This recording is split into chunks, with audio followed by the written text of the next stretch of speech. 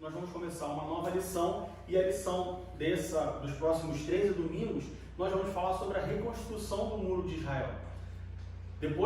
Alguns anos depois de Davi, o povo, como nós já falamos aqui algumas vezes, o povo de Israel, eles viviam uma vida espiritual em círculos, então eles estavam bem, começavam a cair, chegavam no fim do poço, Deus mandava um profeta, ou através de um profeta falava, exortava o povo voltava a se concentrar com Deus. E aí começa, depois que Davi morre, e aí o reino vem Salomão, e depois que Salomão morre, o reino começa a se dividir, o reino se divide, a vida espiritual do povo de Israel começa a decair novamente. E no ápice ou na parte mais baixa dessa caída espiritual do povo de Israel, nós temos o povo de Israel sendo levado cativo pelos babilônicos. E durante o cativeiro da Babilônia, antes do cativeiro da Babilônia, na verdade, Deus usa o profeta Jeremias para falar do povo acerca da reconstrução do muro de 70. Nós vamos ver na lição que isso aconteceu 70 anos antes. Então nós vamos estudar nesse trimestre sobre a reconstrução do muro de Jerusalém. E a primeira lição, nós vamos ver como isso começa. Não como começa a reconstrução em si, mas como que começa... Porque o povo estava cativo na Babilônia, então o povo não podia simplesmente falar assim, vamos reconstruir um muro. Eles estavam sob o domínio de uma outra nação, a maior nação na época. E hoje nós vamos ver como que começa toda essa história, todo o movimento para que a reconstrução do muro acontecesse.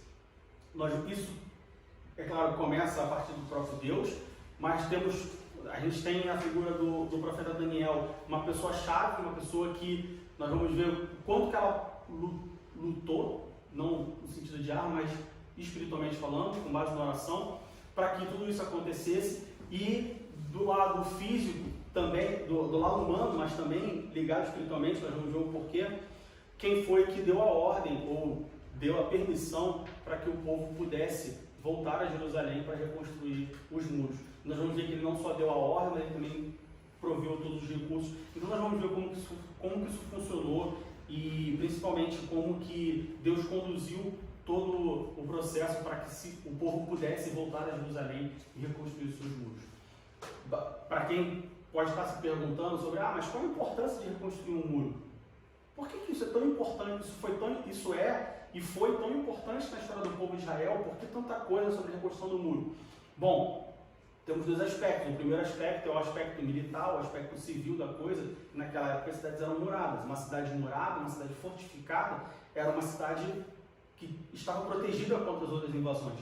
Então você tem uma cidade onde os muros das cidades estão caídos, estão destruídos, isso mostrava a fragilidade daquela cidade, a fragilidade daquele povo. E no aspecto espiritual, segue a mesma linha de entendimento, de raciocínio. Nós, como cristãos, nós devemos ter os nossos muros erguidos, os nossos muros fortificados, para que a gente possa nos proteger das investidas do inimigo. Então você tem a importância da reconstrução do muro, tem tanto o aspecto civil, o aspecto militar, o aspecto histórico, o contexto histórico do povo de Israel naquela época, ou das civilizações, da civilização naquela época e dos outros povos, mas também o contexto espiritual e principalmente a aplicação espiritual na nossa vida. Então, por mais que a gente passe os próximos 13 domingos estudando sobre algo que aconteceu há 2.000, 3.000 anos atrás, isso tem muita aplicação para os nossos dias de hoje. Principalmente para a igreja que vive num mundo onde é atacada e se deixa atacar todo dia, basicamente. Então, para nós começarmos, vamos abrir nossa Bíblia em Daniel. Nós temos 4 passagens para ler, na verdade. Nós vamos ler Daniel capítulo 9, depois Daniel capítulo 6, depois Daniel capítulo 2 e, por fim, Esdras capítulo 1. Então, o primeiro texto está em Daniel capítulo 9. Nós vamos ler o versículo 1, 2 e 3. Livro do profeta Daniel, capítulo 9, versículos 1, 2 e 3. No ano primeiro de Dario, filho de Assuero, da nação dos Medos, o qual foi constituído rei sobre o reino dos caldeus. No ano primeiro do seu reinado, eu, Daniel, entendi pelos livros que o número de anos de que falou o Senhor ao profeta Jeremias, em que haviam de acabar as assolações de Jerusalém, era de 70 anos. E eu dirigi o meu rosto ao Senhor Deus para o buscar com oração e roubos e jejum e pão de saco e cinza. Agora vamos voltar para Daniel capítulo 6, versículo 10. Daniel capítulo 6, versículo 10. Daniel, pois, quando soube que a escritura estava assinada, entrou em sua casa. Ora, havia no seu quarto janelas abertas da banda de Jerusalém. E 3 vezes no dia se punha de joelhos e orava e dava graças diante do seu Deus, como também antes costumava fazer. Agora vamos voltar um pouco mais, vamos para Daniel capítulo 2, e vamos ler do versículo 17 ao versículo 19. Daniel capítulo 2, do versículo 17 ao versículo 19. Então foi revelado o segredo a Daniel numa visão de noite, e Daniel louvou, versículo 17, desculpa. Então Daniel foi para sua casa e fez saber o caso a Ananias, Misael e Azarias, seus companheiros, para que pedissem misericórdia ao Deus dos céus sobre este segredo, a fim de que Daniel e seus companheiros não perecessem com o resto dos sábios da Babilônia. Então foi revelado o segredo a Daniel numa visão de noite, e Daniel louvou o Deus do céu. E agora nós vamos voltar um pouco mais ainda na Bíblia, e vamos para Esdras, capítulo 1, e vamos ler do versículo 1 ao versículo 5. Esdras, capítulo 1, do verso 1 ao verso 5.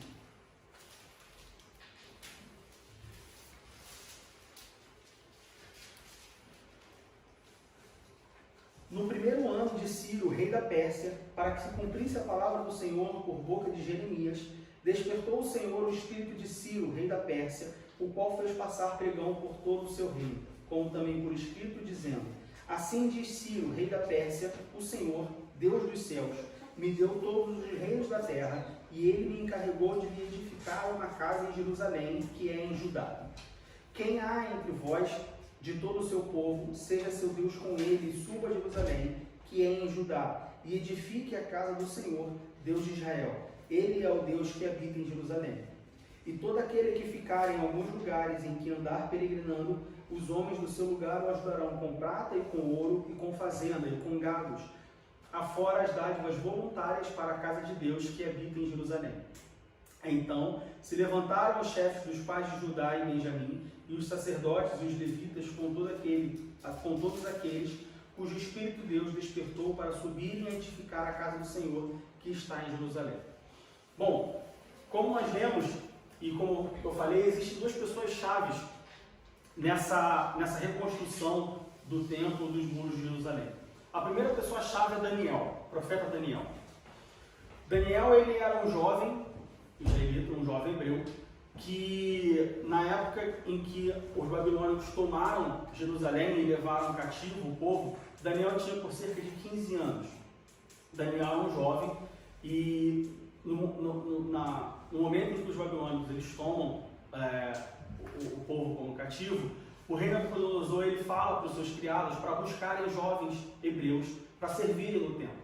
E dentre esses jovens que vão para o templo, nós temos Daniel, assim como nós temos também Sadraque, Mesaque e Abednego. Nós lemos no versículo, no Daniel capítulo 2, nós temos os nomes hebraicos dele, depois eles são rebatizados. Assim como Daniel recebe o novo nome de Beltesazar. Beltesazar. E então Daniel, ele apesar de ele ser hebreu e do povo dele ter sido levado cativo, Daniel agora ele vive no templo. E uma das coisas que nós aprendemos com a vida de Daniel, e que é totalmente perceptível quando nós lemos a sua história, é a dedicação de Daniel a Deus, a vida espiritual que Daniel tinha com Deus.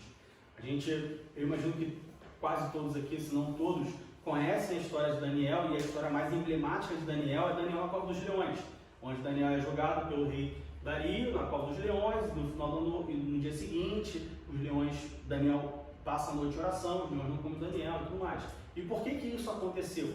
Isso aconteceu porque Daniel desrespeitou uma ordem expressa do rei. E qual era a ordem expressa do rei? Que todos deveriam adorar ao rei. E Daniel, ao invés de adorar o rei, ele então continua orando 3 vezes ao dia, como diz a palavra de Deus. Então nós vemos que Daniel, acima de todas as coisas, além de ser como a Bíblia diz, um homem de boa aparência, porque esses foram um dos requisitos que o rei Nabucodonosor pediu aos seus servos, Além de ser boa aparência, de ser sábio e tudo mais, além de ser jovem, ele era uma pessoa temente a Deus, fiel a Deus e tinha uma vida espiritual com Deus.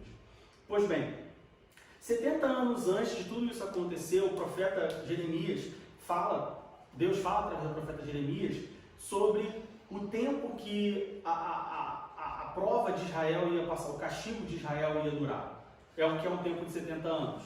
Então, o povo, a Babilônia, o rei Nabucodonosor, leva o povo cativo e 70 anos depois, Daniel escreve o que nós lemos no capítulo 9, no primeiro texto que nós lemos. Daniel, ele leu o profeta Jeremias, e aí mais uma vez, os textos do profeta Jeremias, e aí mais uma vez nós vemos a dedicação de Daniel espiritualmente, ou seja, Daniel não só orava, mas ele também lia o texto bíblico, o texto sagrado. Ou seja, nós vemos que Daniel ele tinha uma vida espiritual completa, vamos dizer assim. Ele não focava somente na oração ou somente no texto sagrado, mas ele tinha uma vida espiritual completa.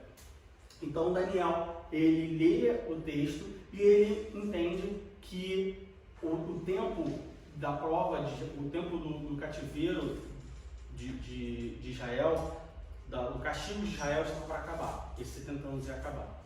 E aí nós temos o primeiro tópico da nossa lição, que é Daniel, ele lê o profeta Jeremias e ele entende que o tempo está acabando. O que Daniel faz? Ele apenas espera acabar e vamos ver o que ele vai fazer? Não. Daniel é despertado a orar. Ele passa a orar, e aí se nós voltarmos lá para Daniel, no capítulo 6, volte para Daniel capítulo 6, nós vamos ver que Daniel, ele não só... Daniel capítulo 6, verso 10.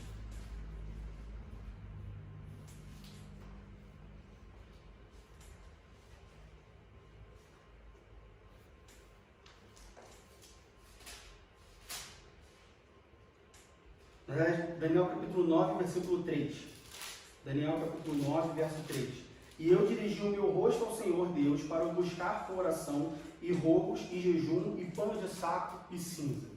Ou seja, Daniel, quando ele percebe que aquele período de castigo do povo estava para acabar, Daniel, ao invés de agradecer, de se alegrar e de falar, bom, agora vai se cumprir a palavra que Deus falou através do profeta Jeremias, o castigo vai acabar e tudo vai voltar a ser bom. Não, o que Daniel faz? Daniel, ele ora e ele não somente, ele busca a Deus em oração, em rogos, jejum, pano de saco e cinza. Ou seja, Daniel, ele se prostra, ele se dedica agora a buscar a Deus numa tentativa de, tá bom, o castigo acabou, mas e agora? O que vai acontecer? O povo estava debaixo do domínio da Babilônia. Não era, acabou e agora a gente vai voltar para a nossa casa, ainda que a gente voltasse para a nossa casa, mas como que ia ser essa volta para a nossa casa? O que ia acontecer? E aqui nós temos uma primeira lição, uma lição espiritual para a nossa vida cristã, que é, muitas das vezes nós temos promessas de Deus, essas promessas estão começando a se cumprir, e aí a nossa atitude é, bom, está se cumprindo, então eu vou ficar aqui parado e vou esperar se cumprir. Quando na verdade o que nós deveríamos fazer é intensificar ainda mais as nossas orações e falar, bom, Deus, está se cumprindo, o que eu faço agora? Qual o próximo passo? Eu sei que o Senhor está no controle de todas as coisas, mas toma conta da situação para que todo o cumprimento da promessa que o Senhor me deu seja feita conforme a sua vontade, que tudo corra bem e tudo mais. Uma outra lição que nós tiramos daqui é que muitas coisas Deus faz e Deus toma conta da obra e Deus ele assume todas as coisas e acontece por conta dele, mas Deus também gosta de contar conosco. Deus poderia simplesmente cuidar da reconstrução do templo, cuidar da reconstrução dos muros de forma autônoma, sozinha. Mesmo se a gente abstrair isso e tentar fazer uma aplicação mais didática, como se Deus apenas fosse mexendo os pauzinhos ali, mexendo as peças de um tabuleiro. Mas não é assim que Deus gosta de trabalhar.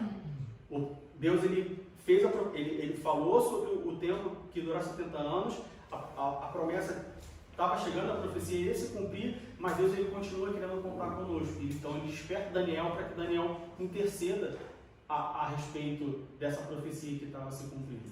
Então essas são as duas primeiras lições que nós tivemos na nossa vida. que, primeiro, a gente não deve ficar parado esperando as coisas acontecer.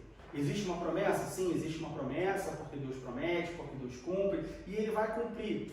Mas não devemos ficar parados esperando. Nós devemos estar em constante oração e, principalmente, quando estiver chegando o tempo da promessa, intensificar ainda mais. Foi isso que Daniel fez, e nós vamos ver que, sim, por causa de Deus, Deus já tinha isso planejado, mas nós vamos ver o fruto que essa intensidade, que essa intensificação na oração, na súplica, no jejum de Daniel, o que ela causou no final. Nós vamos ver que a promessa, a profecia foi cumprida, mas foi cumprida de uma forma muito maravilhosa. A gente vai ver isso na segunda parte da lição. Bom, então, ao ler o profeta Jeremias, o texto do profeta Jeremias, Daniel ele entende que o tempo está acabando e Daniel intensifica a sua oração. Antes da gente passar para o próximo ponto, a gente precisa destacar, como eu falei no início, a vida espiritual de Daniel. Por quê? Porque isso faz diferença. Como que faz diferença, Diego, na oração? Você falou que Daniel ele orou, mas oração não é oração? Sim, oração é oração. Mas oração vinda de uma pessoa, vinda de outra pessoa, ela tem diferença dependendo da vida espiritual de uma pessoa e da outra pessoa. Como assim, Diego? Me fala mais sobre isso. Abra sua Bíblia em Provérbios capítulo 15, versículo 8. Provérbios capítulo 15, versículo 8.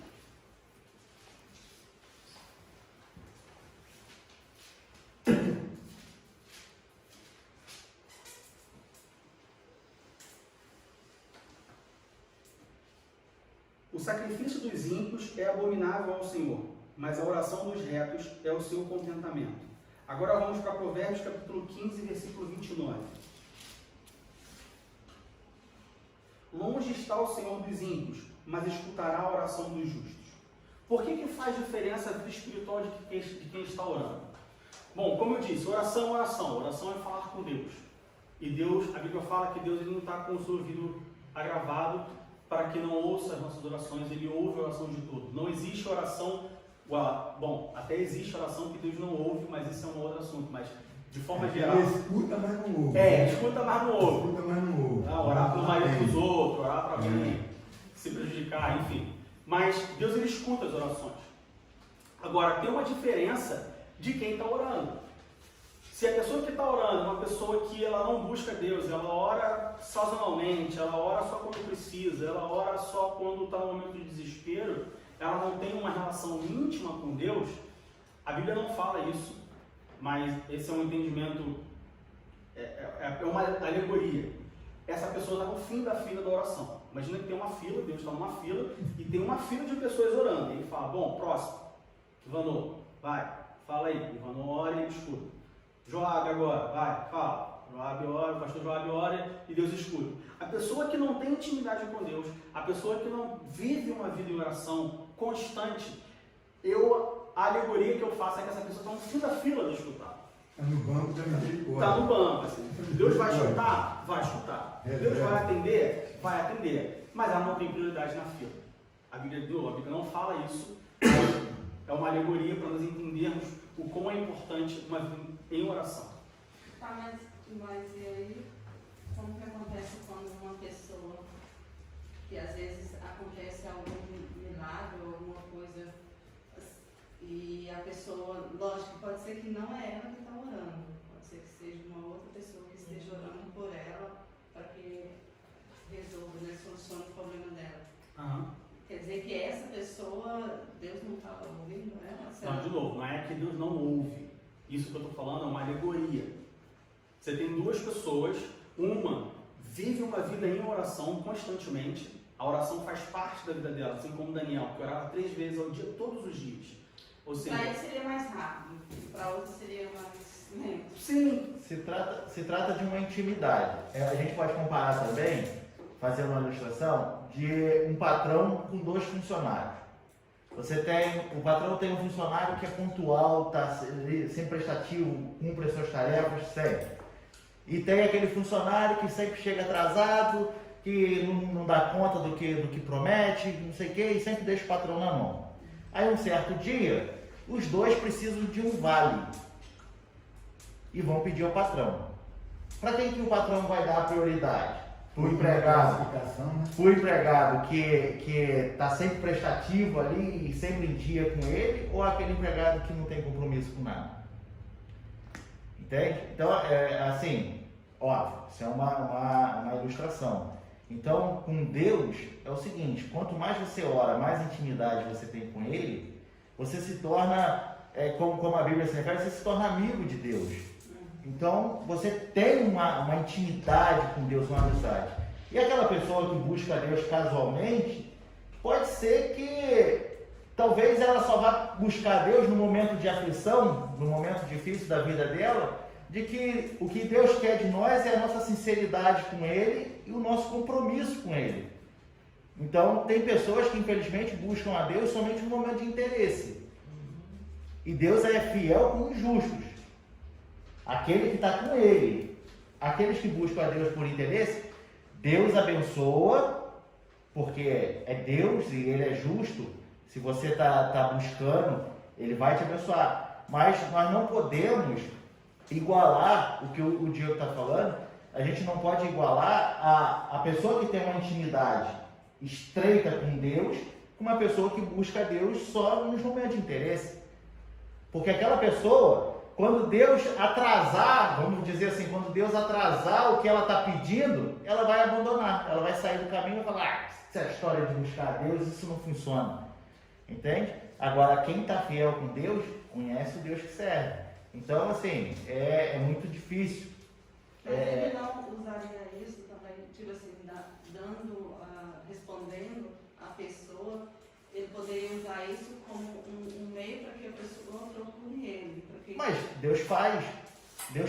Quantas pessoas que no momento de aflição se converteram no momento da dor? Entendeu? Só que assim, a gente deve pensar o seguinte: era necessário mesmo você ir lá no fundo do poço para você se converter? Mas Deus permitiu. Talvez se você fosse uma pessoa mais fiel, você não passaria lá embaixo no vale. Entendeu? Foi? Ó, Salomão fala uma passagem interessante, está ligado à oração também. Tá? Não vamos esticar, não, porque não vamos interromper muito a aula ali. Mas as perguntas estão tudo dentro da aula, né? Deus fala assim: amo aos que me amam. O que você entende isso? Os que não amam Ele, então Ele não ama. Ele ama, mas a preferência do amor dele é para aqueles que o amam. Amo aos que me amam, e os que de madrugada me buscam me acharão. Já leu isso? Então tem aquele que agrada mais a Deus e aquele que agrada menos, como Caim e Abel. Deus gostou mais da oferta de quem? De Abel. Mas ele não desprezou Caim, tanto é que ele disse assim: não teria aceitação também para ti? Então é o que está sendo dito aqui. Deus ouve a todos, mas não atende a todos, infelizmente. Porque ele conhece a sinceridade do coração quando você está buscando, eu acho, né? Porque existem pessoas que tentam barganhar, né, com Deus. E aí... Os meus, com licença, irmãos, se tiverem alguma colocação, pode pôr. Pode a falar. escola aqui é participativa, não é só ele que faz, fica ali. Não, você pode dar opinião, principalmente tirar as suas dúvidas, tá bom? Fabiana? Não, eu quero falar, e a verdade é que quando a gente passa um terreno, vamos dizer assim, né? Acho que é a hora que a gente mais busca Deus, assim, com vontade, né? Pois é, esse é o ponto. Com Daniel, ele não buscava somente no momento da angústia. Daniel, ele tinha a mesma intensidade na busca a Deus sempre. Daniel era constante. Nesse caso, Ele não estava tinha uma... buscando na hora da bênção. Ele não tinha uma vida altos e baixos na oração. Não, ele era constante. Daniel não orou somente quando ele foi jogado na Cova dos Leões. Daniel ele foi jogado na Cova dos Leões porque ele continuava. Tinha uma vida de oração. Então nós vimos que essa é a atitude que nós devemos imitar de Daniel ou aprender com Daniel, que é estar constantemente em oração independente da situação. E uma prova de que Daniel, ele ficava, e uma vantagem que você tem de estar constantemente em oração, como nós acabamos de falar, Estar constantemente em oração significa estar constantemente falando com Deus. Estar constantemente falando com Deus vai gerar uma intimidade com Deus. E quanto mais intimidade você tem com Deus, mais confiança você tem com Deus. Mais curta a fila fica. Mais curta a fila fica, mais confiança você tem para qualquer que seja a situação que você está passando. E uma prova que Daniel tinha essa constância, essa intimidade e essa confiança é que não foi, quando a profecia está para se cumprir, os 70 anos para acabar, Daniel ele tinha uma experiência antes de situações,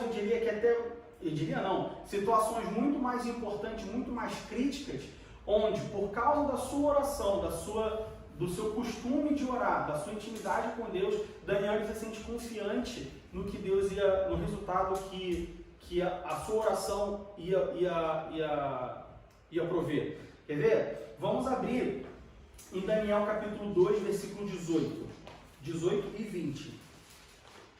Daniel capítulo 2, versículos 18 e 20. 18 a 20.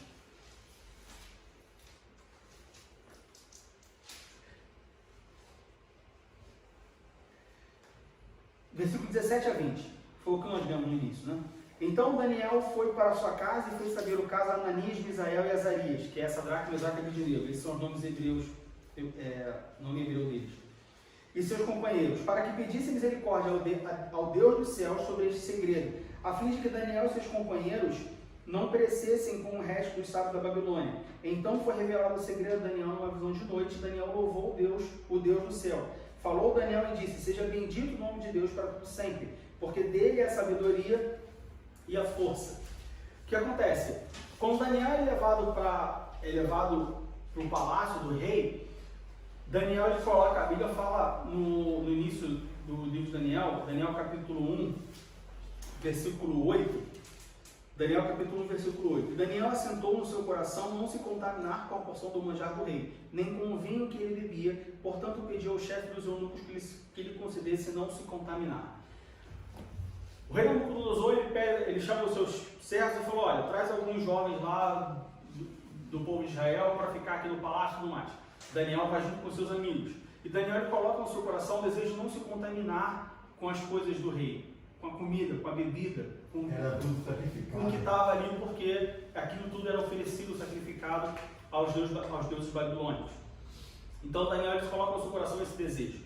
O que Daniel faz? Daniel ora a Deus e ele fala com os eunucos: olha só, me dá uma comida separada aqui, eu quero uma outra dieta, eu não quero me contaminar com isso. Daniel ora a Deus. E qual é o resultado dessa oração? A Bíblia fala que os eunucos, os servos do rei, acham graça a Daniel e concede a Daniel essa permissão. E aí o que eles falam é o seguinte: olha só, período de 10 dias. Durante 10 dias você vai se alimentar com a comida que você quiser aí, e vamos ver depois desses 10 dias como é que vai estar. E no final dos 10 dias, a Bíblia fala que Daniel estava muito mais forte, bonito, saudável e inteligente do que os outros jovens que comeram as comidas do rei. Olha o risco que Daniel corre fazendo esse pedido. Olha o risco que Daniel corre chegando para o servo do rei e falando: não, olha só, eu não quero comer sua comida, eu vou comer a minha comida. Tá, mas olha só, eu deixo, mas daqui a 10 dias a gente vai provar isso aí. Não, tudo bem, não tem problema, pode provar, sem problema nenhum. E o resultado disso é quando o rei tem um sonho e Daniel vai lá para interpretar o sonho. E aí Daniel ora, no capítulo 2, no versículo 17, nós vemos que Daniel vai para sua casa e comunica que o rei teve um sonho, a gente tem que saber interpretar. Vamos orar aqui para pedir a Deus a interpretação do sonho. E aí, como nós lemos no versículo 19, numa noite, o sonho do rei é revelado a Daniel.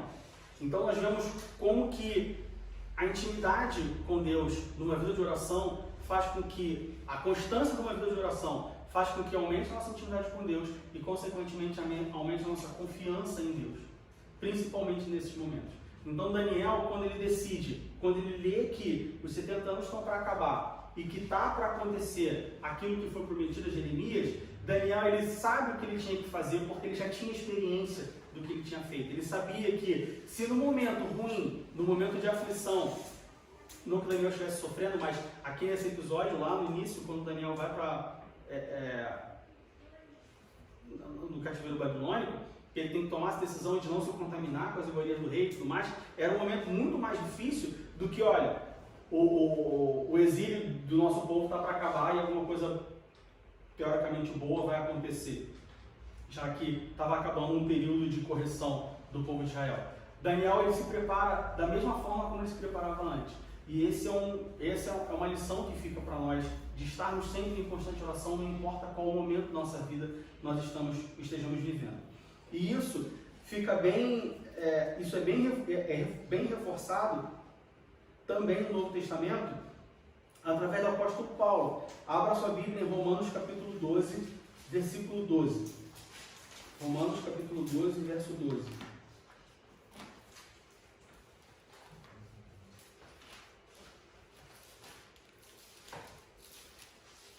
Depois nós vamos ler em Gálatas e por último em Colossenses. Romanos 12, 12. Alegrai-vos na esperança, sede pacientes na tribulação, perseverai na oração. Agora vamos em Gálatas capítulo 1, versículo 30. Gálatas capítulo 1, versículo 30. Não tem capítulo 1, versículo 30.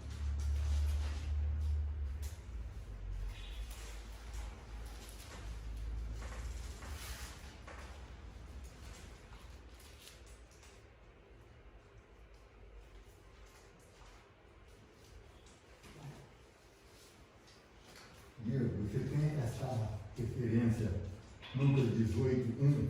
Não. Tem Colossenses capítulo 2, versículo 1. Lucas 18, 1. Tem uma palavrinha muito importante dentro desse versículo, nós já comentamos sobre isso aqui. Lucas capítulo 18, versículo 1. Verso 1. E contou-lhes também uma parábola sobre o dever de orar sempre e nunca desfalecer. A palavrinha é dever. E o que é dever? Dever não é quando você quer, não. Dever É sempre, né? É sempre. Dever é como se você tivesse a obrigação de fazer. Então nós temos o dever de orar sempre e nunca desfalecer.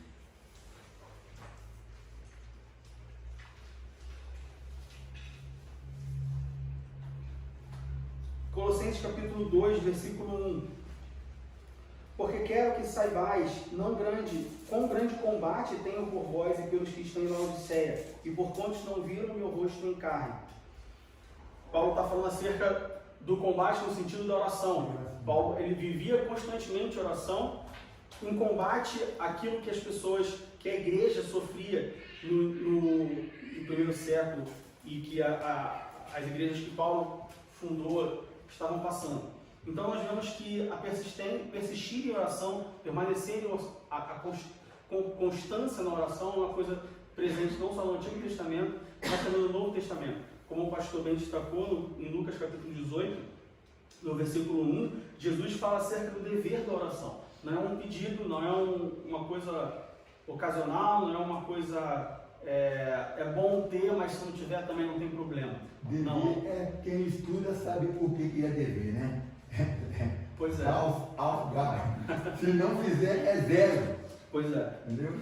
Então, mais uma vez, sendo bem repetitivo mesmo, Daniel ele tinha uma vida constante de oração, não só em períodos ruins, mas também em períodos bons. E por que isso foi importante na reconstrução, no início da reconstrução do templo, e principalmente nessa mudança do fim dos 70 anos de cativeiro babilônico? Se nós voltarmos lá para Daniel no capítulo 5, abre em Daniel capítulo 5. Daniel capítulo 5, do versículo 1 ao versículo 4.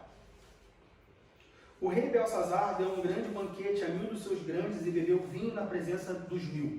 Havendo Belsazar provado o vinho, mandou trazer os utensílios de ouro e de prata que Nabucodonosor, seu pai, tinha tirado do templo que estava em Jerusalém, para que bebessem neles o rei, os seus grandes e as suas mulheres e concubinas. Então trouxeram os utensílios de ouro que foram tirados do templo da casa de Deus, que estava em Jerusalém, e beberam neles o rei, os seus grandes e as suas mulheres e concubinas. Beberam vinho e deram louvores aos deuses de ouro, de prata, de cobre, de ferro, de madeira e de pedra. Por que foi importante essa atitude de Daniel de orar pelo que estava acontecendo?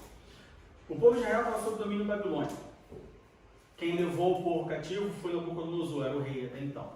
E aqui nós lemos uma passagem onde o filho do rei Nabucodonosor dá um banquete. E o povo babilônico, se vocês quiserem saber mais sobre a Babilônia, só você abrir qualquer livro de história antigo, você vai ver. Ele era um povo completamente idólatra, completamente monoteísta. Era um povo que estava bem distante daquilo que do padrão que Deus estabeleceu. E o que o filho do rei Nabucodonosor faz? Ele faz um banquete, chama seus amigos, suas concubinas, suas mulheres e tal. Imagina a festa que não foi. E ele usa os utensílios da casa de Deus, do templo, que eram utilizados no templo, ou seja, utensílios ungidos, consagrados, para serem usados no templo de Jerusalém. Ele usa esses utensílios nesse banquete, uma festa totalmente, a Bíblia não fala, mas totalmente depravada, basta a gente olhar os costumes babilônicos, totalmente pagão, totalmente depravado, totalmente, como nós acabamos de falar, fora dos padrões estabelecidos por Deus. E ele usa esses utensílios sagrados. E aí, o que se nós continuarmos lendo essa passagem, nós vamos ver que isso foi a gota d'água. Como nós já falamos aqui algumas vezes, Deus ele tem uma medida para cada um de nós. Ele tem uma medida para tudo. E isso foi a gota d'água para que o copo de Deus, a medida de Deus, transbordasse. Daniel, no capítulo 5, no versículo 5, diz: na mesma hora apareceram os dedos de mão de homem e escreviam defronte do castiçal na estucada parede do palácio real. E o rei via a parte da mão que estava escrevendo. Uma mão aparece, começa a escrever. Para a gente resumir a história, o rei fica assustado com aquilo, chama Daniel dá a revelação da visão para o rei. E no capítulo 5, no versículo 18, no versículo 17, capítulo 5, versículo 17, do versículo 17 até o versículo 20. Então respondeu Daniel e disse na presença do rei: as tuas dádivas fiquem contigo, e dá os teus presentes a outro. Todavia lerei ao rei a escritura e lhe farei saber a interpretação. Ó Rei Deus, o Altíssimo, Deus deu a Nabucodonosor teu pai o reino, e a grandeza, e a glória, e a magnificência. E por causa da grandeza que lhe deu, todos os povos, nações e línguas tremiam e temiam diante dele. A quem queria matava, e a quem queria dava vida, e a quem queria engrandecia, e a quem queria abatia. Mas quando o seu coração se exaltou, o seu espírito se endureceu em soberba, foi derribado do teu trono real e passou dele a sua glória. Esse episódio foi a gota d'água para o fim do reino da Babilônia. E a partir daí, a Babilônia ela é tomada pelos persas, e o rei dos persas era o rei Ciro. Então, Daniel ele sabia que alguma coisa, que o período de correção do povo de Israel ia acabar. Mas essa bênção que seria, ela estava num contexto bem complicado, porque você tinha o povo de Israel dominado pelos babilônicos, mas aí Daniel estava presente no episódio que foi a gota d'água para o fim do período do reino da Babilônia. E aí agora a gente tem a Babilônia sendo destruída e sendo tomada pelo povo persa, que era um povo também que não seguia muito bem os padrões estabelecidos por Deus, ou seja, você tinha duas nações completamente pagãs, completamente politeístas, no controle de um povo, do povo de Deus. Ou seja, olha que ambiente que estava inserido o fim desse período de 70 anos de correção do povo de Israel. Então, por mais que as coisas pareçam bem, por mais que as coisas, que o fim seja bom, o caminho para o fim pode ser, o caminho para essa coisa boa pode ser um caminho conturbado. E Daniel, ele percebe isso. Então nós vemos a importância da atitude de Daniel de perseverar em oração, mesmo diante de uma situação boa, que era o fim do período de correção do povo de Israel. Então, depois disso, como nós acabamos de falar, os persas, eles tomam os babilônicos, e agora o povo de Israel não estava mais sob o domínio babilônico, mas estava sob o domínio persa. E o que isso significa? O que isso significaria para o povo? Como acabamos de falar, isso foi uma das preocupações de Daniel, e Daniel ele foi despertado a orar em prol disso. Ele sabia que algo bom ia acontecer, mas a situação que o povo estava inserido ali não era uma situação aparentemente boa. Então Daniel, ele ora, ele persiste em oração. E qual é o resultado da oração de Daniel, da persistência de Daniel em oração?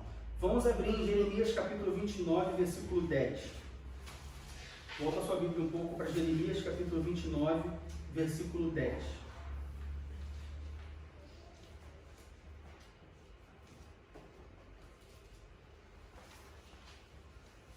Jeremias 29, 10. Porque assim diz o Senhor: certamente que passados 70 anos na Babilônia, vos visitarei e cumprirei sobre vós a minha boa palavra, tornando-vos a trazer a este lugar. Como que o povo voltaria para Jerusalém diante desse cenário? Novamente, o povo era cativo da Babilônia, o rei da Babilônia enche a medida de Deus, agora ele é punido com a invasão dos persas, que também não era flor que se cheirava. Como que o povo conseguiria imaginar voltar a Jerusalém no meio desse cenário? E o problema é que no meio dos persas, os sacerdotes e aqueles que tinham que tinham a função de ensinar o povo eram os caldeus, né? Que eram também idólatras, astrônomos, foram eles que inventaram a astrologia, hoje se chama de horóscopo. Então, tudo isso seria também contra, né? Seria contrário. Não naturalmente, mas humanamente falando, era uma coisa totalmente... tinha uma promessa, sim, estava ali prometido, e o povo... Mas a prova mais não sempre continua. mas mais do que ninguém, o povo sabia que a promessa de Deus ia ser cumprida, mas era uma coisa inimaginável. E como que isso se cumpriu no final das contas? Abra em Esdras, capítulo 1, e vamos ver do versículo 1 ao versículo 3. Esdras, capítulo 1, do verso 1 ao verso 3. No primeiro ano de Ciro, rei da Pérsia, para que se cumprisse a palavra do Senhor por boca de Jeremias, despertou o Senhor o espírito de Ciro, rei da Pérsia, o qual fez passar pregão por todo o seu reino, como também por escrito, dizendo: assim diz Ciro, o rei da Pérsia: o Senhor Deus dos céus me deu todos os reinos da terra, e ele me encarregou de lhe edificar uma casa em Jerusalém, que é em Judá. Olha o resultado da oração de Daniel. Agora nós temos o rei de uma nação pagã, rei Ciro, da Pérsia, despertado pelo próprio Deus, e ao que tudo indica, aqui no versículo 2, assim diz Ciro, rei da Pérsia: o Senhor Deus do céu me deu todos os reinos da terra, e ele me encarregou de edificar uma casa em Jerusalém. Ao que tudo indica, Ciro, ele teve de fato um encontro com Deus, ele recebeu bênçãos espirituais de Deus. Não foi somente uma ordem que ele cumpriu, não, ele conheceu o senhorio de Deus na sua vida, no seu reino, tudo que ele tinha.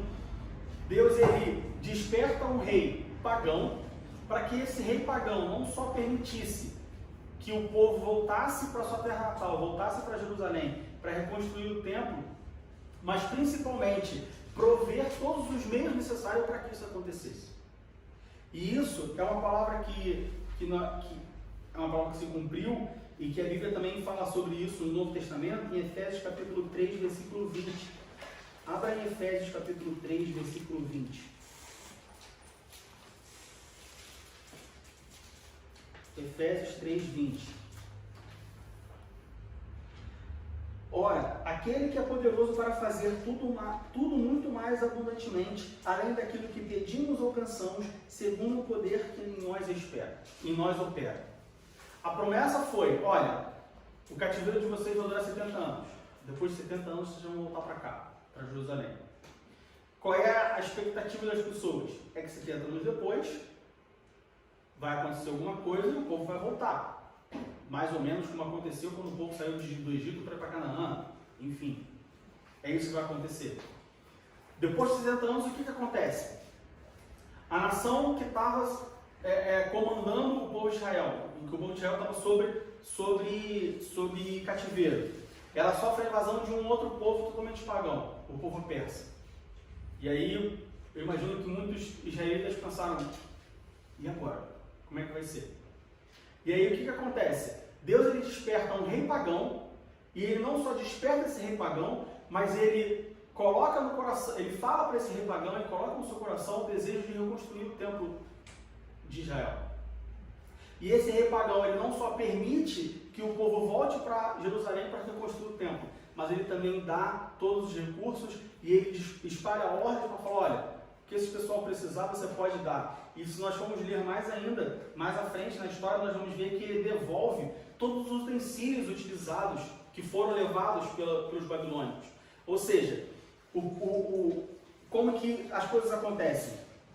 Todos os judeus foram liberados para voltar para ajudar, para Jerusalém, para reconstruir o templo, se assim eles quisessem. Ele recebe não só a permissão para reedificar o templo, mas todas as despesas da construção do templo poderiam ser tiradas dos tributos que seriam pagos. Ou seja, ao invés de pagar tributos, eles poderiam usar esses, né, não tinha dinheiro, mas os metais e todo o material da construção, eles podiam tirar dos tributos. É como se um governo hoje chegasse e falasse, olha só, se é que eu construir uma casa para você, ao invés de você pagar um imposto de renda, você pega esse dinheiro e constrói a sua casa. Eu estou te dando aqui um passe livre de imposto. É mais ou menos isso que aconteceu. Veja como, e isso, como nós lemos em Efésios, apenas, na verdade, Efésios corrobora o que aconteceu, o que veio depois, como que Deus ele age de forma sobrenatural e de forma totalmente inesperada. A primeira expectativa, eu diria, como foi como eu falei, era que, vocês podem voltar e volta e reconstrói o templo, reconstrói o muro do jeito que você conseguir aí. Dá os teus pulos e ver o que você consegue fazer. Mas não, o rei ele não só permite que o povo volte para Jerusalém, mas ele provê e ele custeia, de certa forma, ele custeia a reconstrução do templo de Jerusalém. Então, isso nos mostra, primeiro, que uma vida constante de oração, ela se paga, não que esse seja deva ser o nosso intuito, eu vou viver uma vida constante porque eu quero receber mais, ou quero receber mais rápido, como nós falamos. Não é no sentido de barganhar com Deus. Deus ele não barganha com ninguém. Mas nós vemos que uma vida em constante oração, ela se paga, no sentido popular. Vale a pena viver uma vida em constante oração. E é isso que o episódio que nós vemos hoje nos mostra.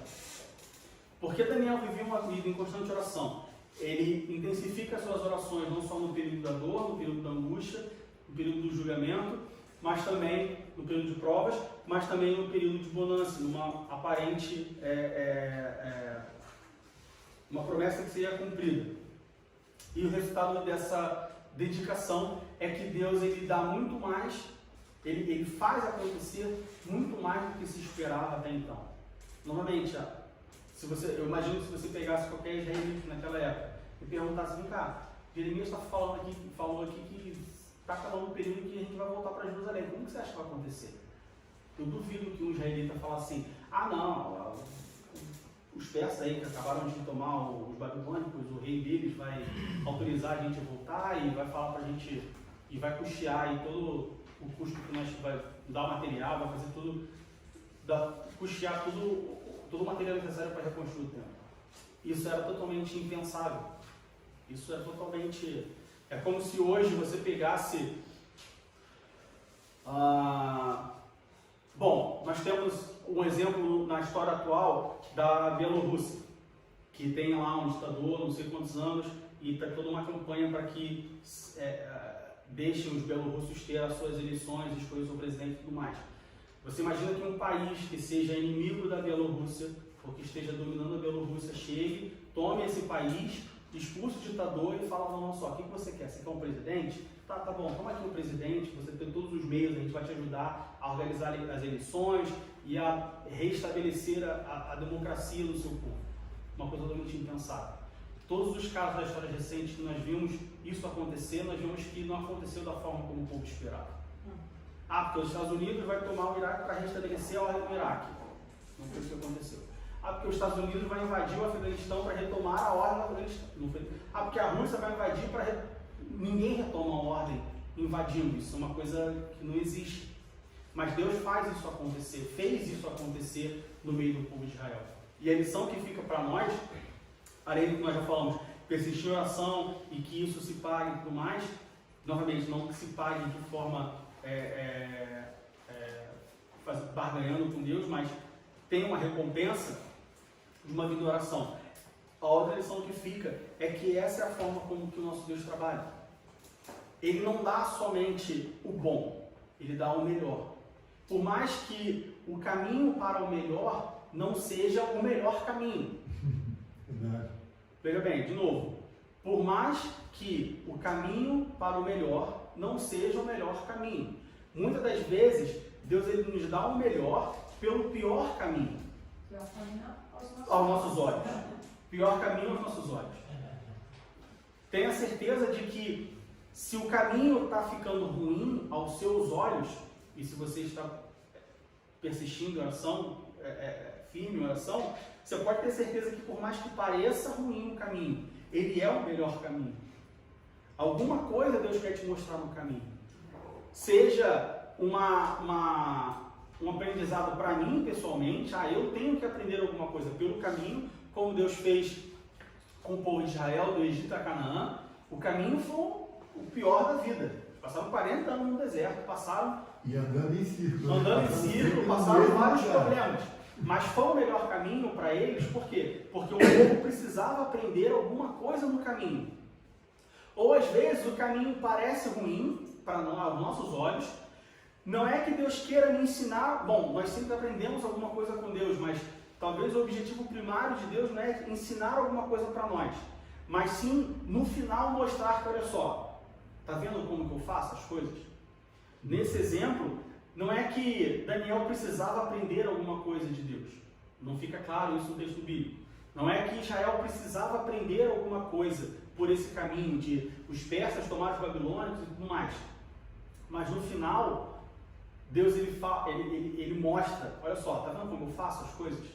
Eu faço um império tomar outro império, um império pagão tomar um outro império pagão, e eu falo com o rei desse império pagão, e eu toco no seu coração, e ele não só se compadece, como o faraó fez de liberar o povo de Israel, porque depois ele se arrepende, mas uma das coisas importantes aqui é que o resultado da oração, o resultado da promessa de Deus foi não só o povo de Israel voltar a Jerusalém para reconstruir o templo, mas sim o rei Ciro, como eu disse, o rei Ciro aqui no versículo 2, ele confessa que o que ele tem foi dado por Deus. Ou seja, nós podemos entender aqui que houve uma conversão.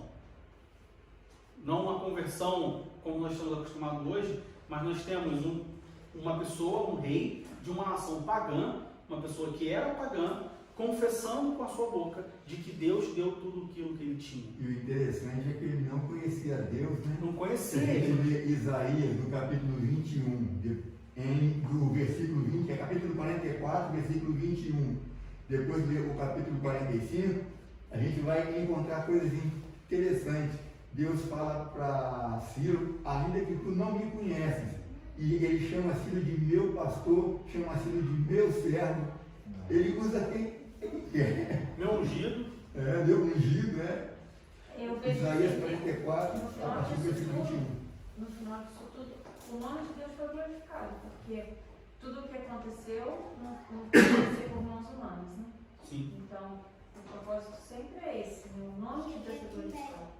E Ciro reconheceu isso. Quantas das vezes nós, que conhecemos Deus, não reconhecemos o nosso chamado e não enxergamos as ações de Deus na nossa vida. Ele não conhecia Deus, era incrédulo, pagão. E Deus chama ele de meu pastor, de meu ungido, de meu servo. Pois é. E muitos de nós que conhecemos Deus, ainda não ouvimos Deus falar isso sobre nós. Mas seria porque nós estamos Não, no caminho errado. Eu acho que o meu entendimento é que nós estamos na zona de conforto.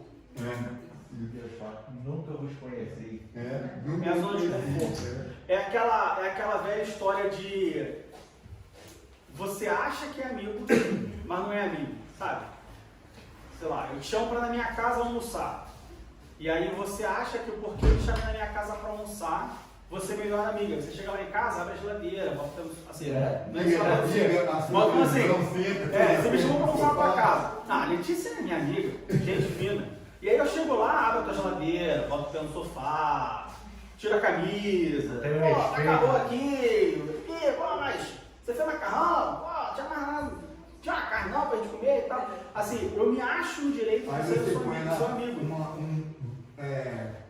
Baré cola, pô, não tem Coca-Cola. Pois é, eu me acho no direito de ser seu amigo só porque você me convidou para almoçar na sua casa. Verdade. Trazendo isso para a igreja, para a nossa vida espiritual, muitas das vezes nós nos achamos no direito de ser amigos de Deus somente porque Ele deu o seu Filho por nós.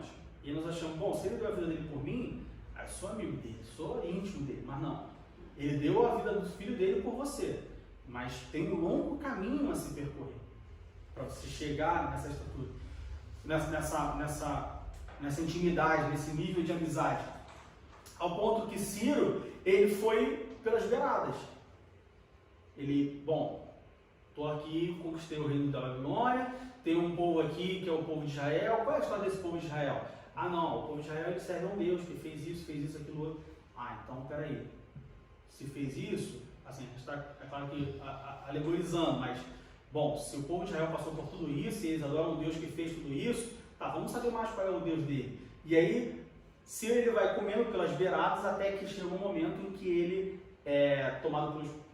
A Bíblia fala em 1 Coríntios que ninguém pode dizer que diz o Senhor se não for pelo Espírito Santo. Verdade. Ou seja, para Ciro reconhecer que Deus era Deus, houve ali, de novo, houve uma conversão, de certa forma.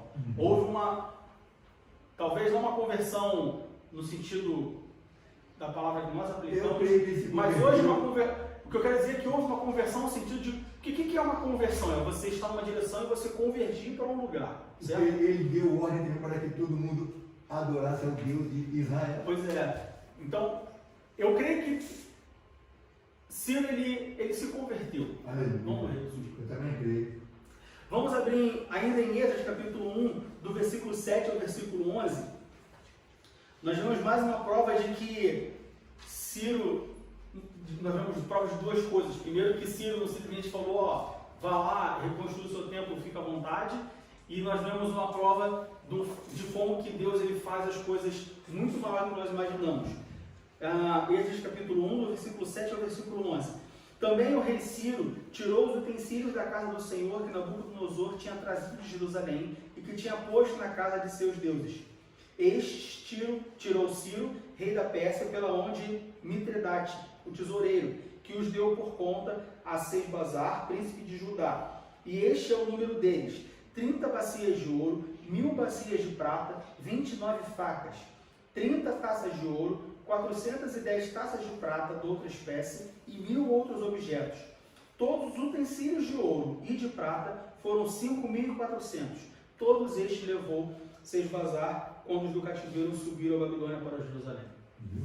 Totalmente ao contrário de Nabucodonosor, que usou os utensílios da casa de Deus para uma festa, para um banquete, de forma totalmente depravada, Ciro ele reconhece que aquilo é sagrado, ele reconhece que aquilo foi utilizado no templo, ele reconhece a importância e a sacralidade daquilo e ele devolve aquilo ali. Isso aqui é a devolução desses itens no mundo antigo, mostra que Ciro ele realmente reconheceu o tamanho de Deus. Ele fez tudo isso com temor. Ele tinha temor do que ele estava fazendo. Porque o valor, se a gente trouxer isso para o mundo de hoje, o valor que isso tinha, essas peças de ouro, essas peças de prata, isso era um tesouro, isso era uma coisa muito valiosa. E Ciro, por mais que o Império Persa fosse o maior império da época, Ciro abrir mão daquilo ali é uma coisa, um rei abrir mão desse tesouro é uma coisa impensável. Não é que Ciro abriu mão porque não fazia falta. Não. Tinha um valor. Não era troco de pão, aquilo ali. Então nós vemos mais uma vez como que quando Deus ele faz a obra, ele faz como nós lemos lá em Efésios. Ele faz de uma forma totalmente inimaginável, de uma forma totalmente não esperada. Muitas das vezes, e aí, isso é claro, a Bíblia não fala isso, isso é uma opinião mais pessoal, mas que eu acho que também não está de tão incômodo assim. Às vezes eu imagino Deus, ele tem que fazer alguma coisa. Ele olha para o filho dele, bom, tem que fazer isso daqui. E eu imagino Deus fazendo uma mesa, e aí tem, sei lá, 3 opções, 3 caminhos para fazer aquilo acontecer. E aí Deus fala assim, não, isso aqui é muito fácil, isso aqui é muito rápido, isso aqui, vou pegar aqui o mais difícil, porque eu quero que chegue no final e as pessoas falem assim, caramba, olha o que aconteceu. Reconheçam o valor. Reconheçam o valor, reconheçam a grandiosidade da obra de Deus. Assim, é uma coisa bem, como eu falei, isso não está na Bíblia de forma nenhuma, mas às vezes eu me pego imaginando esse tipo de cenário, de Deus escolhendo propositalmente o caminho mais difícil e o resultado mais absurdo, mais abstrato, mais imaginável, para que o nome dele no final seja ainda mais glorificado. Porque tem coisas que se Deus simplesmente chegasse e falasse assim, e resolvesse, você falava assim, resolveu. Fácil. Como nós vemos nos milagres de Jesus. Jesus ele não faz, a Bíblia ela não relata que Deus curou alguém de dor de cabeça. Porque Jesus visitou a casa de fulano de tal e tinha uma pessoa com dor de cabeça e Jesus curou. Então quer dizer que Jesus não cura dor de cabeça? Não, Jesus cura dor de cabeça. Mas os milagres relatados na Bíblia por Jesus são coisas que você fala assim, vem cá, como que uma pessoa com mão mirrada, Jesus fala para esticar a mão e a pessoa estica a mão? Mão mirrada é a pessoa que não tem mão. Como que nasce uma mão? Mão seca, como que os dedos da pessoa voltam ao normal? A pessoa está morta, mas como que a pessoa está morta? Porque a gente aprende na biologia, naquela época não tinha esse conhecimento, mas nós aprendemos na biologia, na ciência, que a pessoa quando morre, o coração parou de bater, acabou, não tem como voltar a bater mais. E ainda mais depois de um certo tempo, onde o coração parou de bater, o sangue parou de fluir nas veias, os tecidos começam a morrer. Depois que o tecido morre, muitos tecidos se decompõem, não tem mais como voltar à vida. Como que Deus faz isso? Então, de novo, tem coisas que eu particularmente acho que Deus ele escolhe o caminho mais difícil. Ele faz da forma mais absurda possível para que a gente olhe e fale assim, caramba, esse é o Deus que nós servimos. Tem 2 versículos que nos explicam isso. O primeiro, Deus fala assim, os meus pensamentos não são os vossos pensamentos, os meus caminhos não são os vossos caminhos. Então, não é do jeito que a gente pensa e do jeito que a gente quer que seja conduzido. O outro e parece que é Salomão que fala, há caminhos que ao homem parecem direito, mas o fim deles são os caminhos da morte. Então temos que seguir o caminho de Deus, ainda que seja doloroso. Eu gosto de pensar também assim, sempre que eu penso no jeito que Deus lida comigo, né?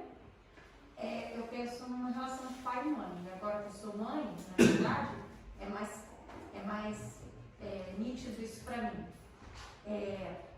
Quando a gente tem um filho pequeno, e aí você dá.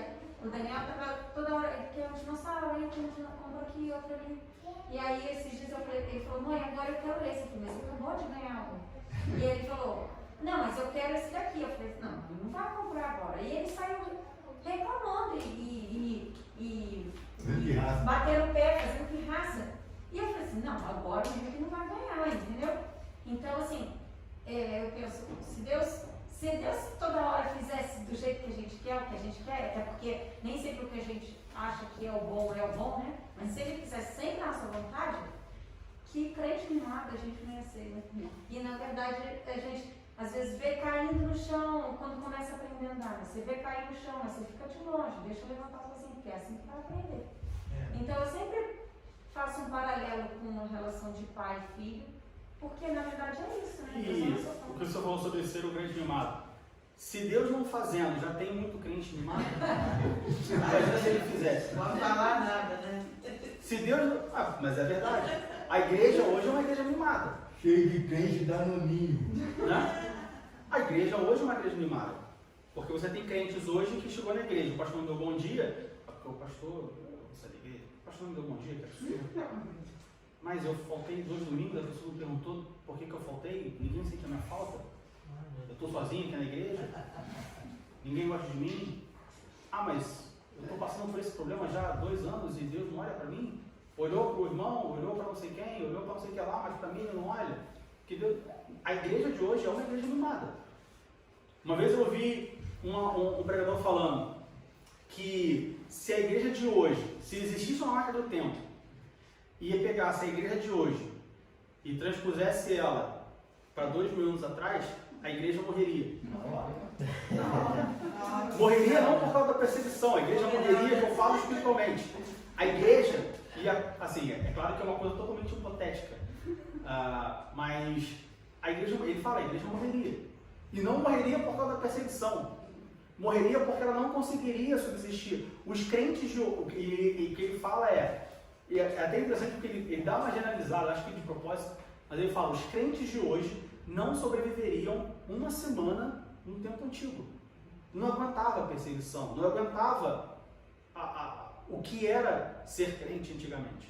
O interessante é que a igreja primitiva, o povo gostava, sentia alegria por terem sido achados dignos de padecer afronta, perseguição, morte, martírio, por causa do nome de Jesus.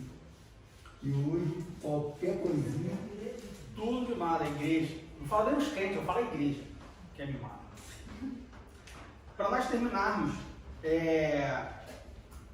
só para a gente terminar esse ponto sobre devolver, Ciro devolver todos os utensílios, a gente vê um exemplo disso no Novo Testamento, da consequência da obra que Deus faz na vida de uma pessoa. Quando nós olhamos lá para Lucas, no capítulo 19, versículo 8, na passagem em que Zaqueu se converte, quando Zaqueu se converte, a primeira coisa que ele faz é, olha só, se eu defraudei alguém, eu assumo o compromisso de restituir o dobro a essas pessoas. 4 vezes mais. 4 vezes mais. Eu assumo esse compromisso. Essa é a consequência na vida de uma pessoa que aceita Jesus como seu Salvador.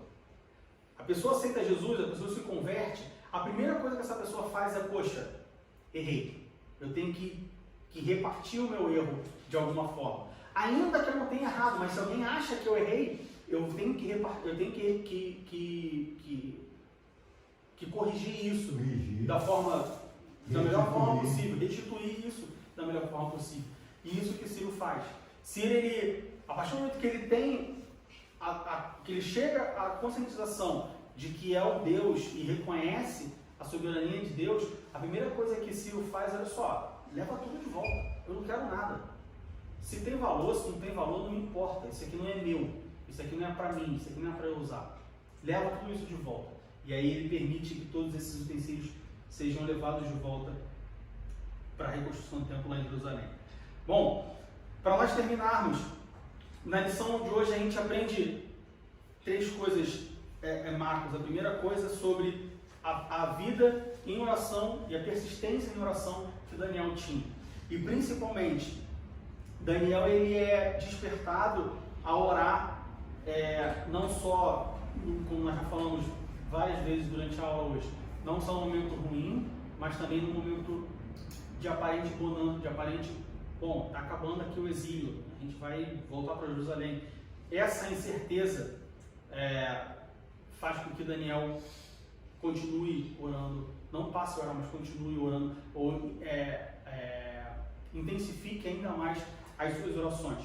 Como resultado disso, como consequência dessa dedicação de Daniel à oração, nós vemos a resposta de Deus.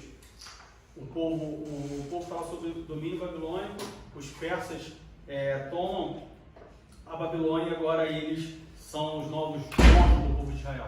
Ah, Diego, mas isso só aconteceu porque o filho de Nabucodonosor usou lá os utensílios no banquete. Isso aconteceu de alguma forma. De alguma forma ia acontecer. Não porque era o que tinha que acontecer, mas era a resposta de oração de Daniel. A forma como isso aconteceu foi por causa do filho de Nabucodonosor, mas se não fosse o filho de Nabucodonosor, se não tivesse tido esse banquete, ia acontecer outra coisa para que chegasse a esse ponto. Mas o erro já começou com o próprio Nabucodonosor. Sim. O pai dele que já tirou do templo de Deus e pôs no templo dos ídolos dele lá. O banquete foi só a gota d'água, né? Foi só a gota d'água. Foi o cumprimento daquela passagem. Um abismo chama outro abismo. Assim como nós lemos, como estudamos no trimestre passado, que o sacrifício que Saul fez foi só a gota d'água também. Não foi ele já estava perdido muito antes disso, mas foi só a gotinha que fez o copo transbordar isso.